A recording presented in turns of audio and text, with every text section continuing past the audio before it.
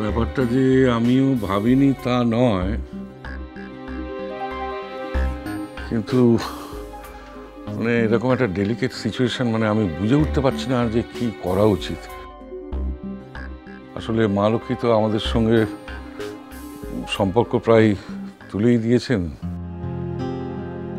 কেন বলতে যাবেন দাদা শুধু শুধু?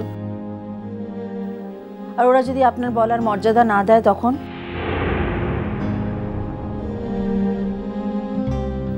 কমলিকার কথা না হয় ছেড়েই দিলাম, ওর বাবার কথাটা ভাবুন।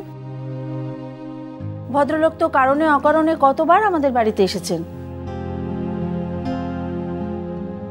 আর এই যে মেয়ে একটা এত বড় কাণ্ড ঘটিয়ে বাপের বাড়ি চলে গেল, আমরা হলে তো আমাদের মেয়েকে ঘাট ধরে শ্বশুর বাড়িতে ফেরত পাঠাতাম, কিন্তু ওনারা কি করলেন? তারপর মেয়ে আর একটি বার এলো আমাদের বাড়িতে। মেজমণি, ভদ্রলোক যে আসতে পারছেন না সেটা তো লজ্জাতেও হতে পারে। কোন মুখ নিয়ে আমাদের বাড়িতে আসবেন বলো তো? তাছাড়া কমলিকার মতো মেয়েকে ঘাট ধরে শ্বশুরবাড়ি পাঠানোর কথাটা খাটেই না। চাকরি বাকরি করে, দরকার হলে আলাদা হয়ে থাকার ব্যবস্থা নিজেই করে নেবে। সে তুমি যাই বলো ঠাকুরপো, একটা কথা আমি কিছুতেই বুঝে উঠতে পারছি না। দেখো, আমি কোনো দোষ গুণ বিচারে যাচ্ছি না। ওরচির সঙ্গে ওর যাই হয়ে থাক, হ্যাঁ, আর ও যা যা সমস্ত কথা মুখ ফুটে বলেছে সেগুলো যদি সত্যিও হয়, তাহলে তো এটা ঠিক যে আমরা সবাই এ বাড়ির ওকে প্রাণ দিয়ে ভালোবেসেছিলাম। ও আমাদের সঙ্গে সম্পর্কটা কেন তুলে দিল? 6 মাসে 9 মাসেও তো একটা ফোন করে না, বল? দেখো, সমালোচনা করাই যায়, সমালোচনা করে হাত ধুয়েও ফেলা যায়, কিন্তু তাতে তো উদ্দেশ্যটা সফল হবে না। হ্যাঁ, একদম ঠিক বলেছে বাবা। মা, আমি কিন্তু এখনো বিশ্বাস করি যাই হোক না কেন মুন আবার ঠিক এ বাড়িতে এসেই থাকবে। হ্যাঁ রে, সাঁঝবাতি যে বললো কথা বলবে, তার কি হলো? ও তো আমাকে রোজই বলে, কিন্তু একে অপরকে চেনে না। হঠাৎ করে সাঁঝবাতি গিয়ে মুনকে যদি এই সমস্ত ব্যক্তিগত কথাবার্তা বলতে শুরু করে, মুন সেটা কিভাবে নেবে, তাই ভাবছিলাম যে। কিরে, কি ভাবছিলি? ভাবছিলাম যে আমরা যদি ওদের বাড়িতে ওদের নিমন্ত্রণ করতে যাই আর সাঁঝবাতিকে যদি সঙ্গে নিয়ে নিই, ও তাহলে ওখানে গিয়ে একটু আলাদা করে মুনের সাথে কথা বলতে পারবে। এইটা কিন্তু মন্দ ভাবিসনি তুই। এটা ঠিক যে এই উপলক্ষে যদি কমলিকা আবার এখানে এসে থাকতে শুরু করে, মানে যদি আবার সব আগের মতো হয়ে যায়, তাহলে এর থেকে ভালো আর কি হতে পারে? সেই বলছি যে চলো না আজকেই যাই। আজই? হ্যাঁ, আজকেই। আজকে তো ছুটির দিন, আজকে গেলে মুনকেও বাড়িতে পেয়ে যাবো, কি তাই না? হ্যাঁ, কিন্তু আজ তো আমার যাওয়া হবে না। আজ বললাম না, আজ তো আমি তোদের মামা বাড়ি যাব। বাবা, সে আমার বৌদিকে বলা আছে, তাকে নিজে গিয়ে সমস্ত বৃত্তান্ত খুলে না বলতে পারলে তার তো আবার গোসা হবে। অপলু, তাহলে আমরাই যাই। দাদা যাবে? চলো না। আরে আমরা তো অভিভাবক, আমরা যদি একটু চেষ্টা চরিত্র করলে ওরা দুজনে একসঙ্গে থাকতে পারে।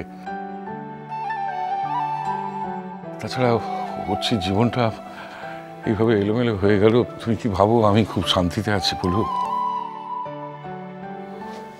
আর তোমরা যাই বলো না কেন, মা লক্ষ্মীর কথা কিন্তু আমি এতটুকু ভুলতে পারি না। হাজার হোক আমার বাড়ির প্রথম বউ, আমার উর্চির বউ, আমার কাছে তার জায়গা যে কতখানি, সেটা যদি সে নিজে বুঝতো। চলো না মেজমণি, আমরাই যাই। মা থাক না, কি বলো মেজকামণি? তাহলে সাঁঝবাতি কিভাবে যাবে? ওকে আমি রেডি থাকতে বলে দিচ্ছি, আমরা যাওয়ার সময় তুলে নেব।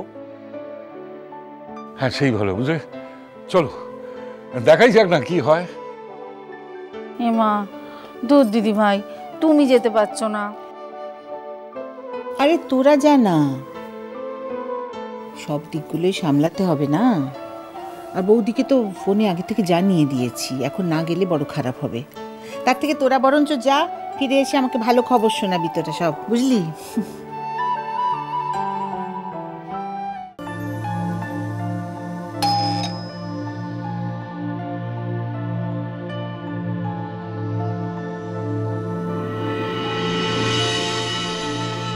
দাদা, কি হলো দিব্য? কোনো খবর পেলে?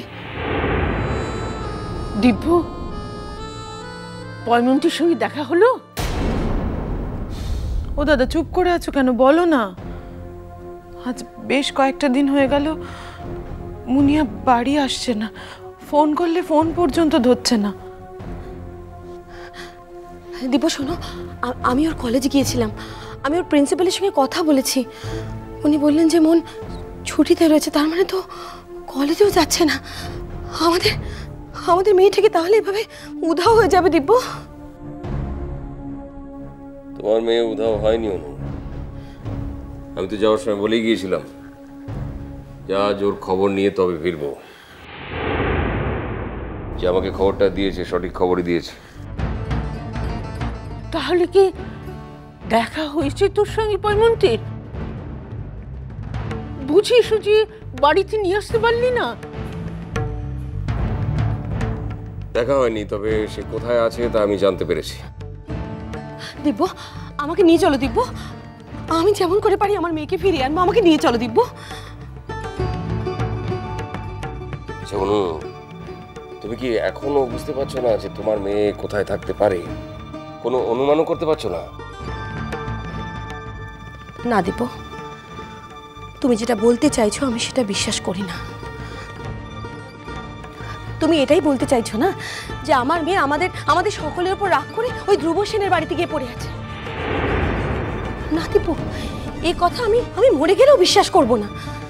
তুমি বাবা হয়ে তোমার মেয়েকে নাও চিনতে পারো, কিন্তু আমি মা হয়ে আমার মেয়েকে চিনতে ভুল করি। আমার মন এ কাজ করতেই পারে না। শোনো অনু, যে আমাকে খবরটা দিয়েছে সে বলেছিল যে ধ্রুব সেন প্রত্যেক দিন সকালবেলা একটা সুন্দরী মেয়ের সঙ্গে বাড়ি থেকে বেরিয়ে যায় এবং আবার একই সঙ্গে বাড়িতে ফেরে।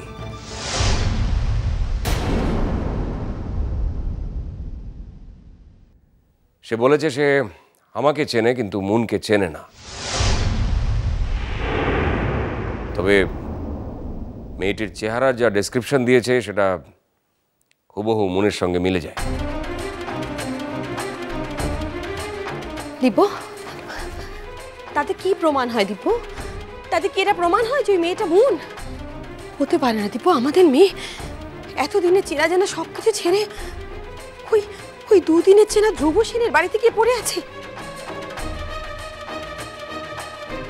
হয় অনু, এটা প্রমাণ হয় যে তোমার মেয়ের এখন সবচেয়ে ঘনিষ্ঠজন কে। তুমি যদি এখনো বুঝতে না পারো তাহলে আমার মনে হয় তুমি জেনে শুনেও অন্ধ হয়ে আছো। দিব্য, তুই কি আজ ধ্রুব সেনের বাড়িতে গিয়েছিলি? সেখানে গিয়ে কি তুই নিজের চোখে মুনকে দেখেছিলি? আমি বললামই তো, মুনের সঙ্গে আমার দেখা হয়নি, তবে আমি শিওর মুন ওই ধ্রুব সেনের বাড়িতেই আছে।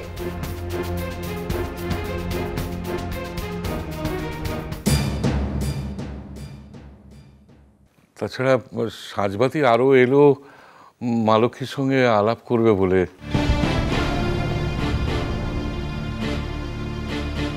কই ডাকুন না একটু কমলিকাকে।